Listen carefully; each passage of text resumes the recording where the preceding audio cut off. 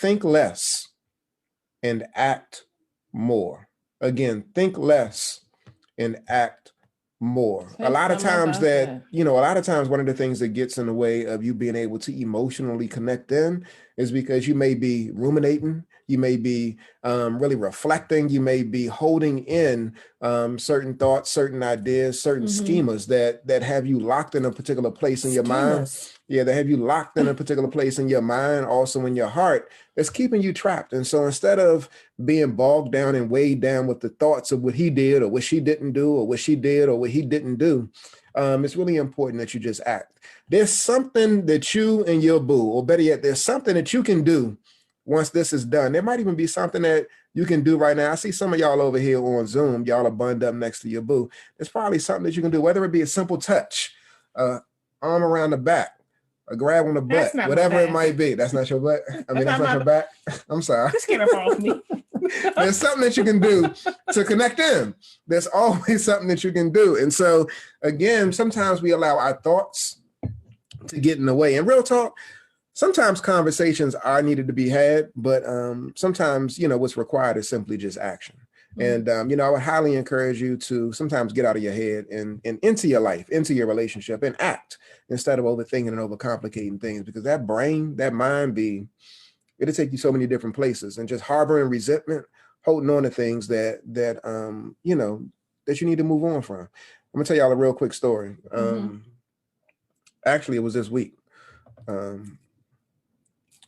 My wife and I, we had like a little beef, right?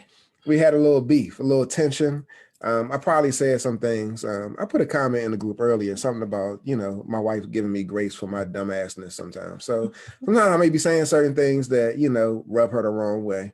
And my wife, she, in some instances, has a tendency to hear it, of course, the way that she's going to hear it through her ears, but also hold on to it as, I'm not going to even say as she does, but as most Black women do. So she'll hold on to. No better. She's holding on to what it is that I'm saying, and I respect. I see Tony. Thank you, Tony. That ain't no better, as most Black women do. But nah, she'll hold on to it. But what I noticed is that a day went by, 2 days went by, and of course we're having additional conversations, about whatever I did that was off the wall. But what I noticed is that she started to ease up. She started to ease up. She started to lean into me a little bit more. Her energy, her tone shifted, and there was a willingness to engage.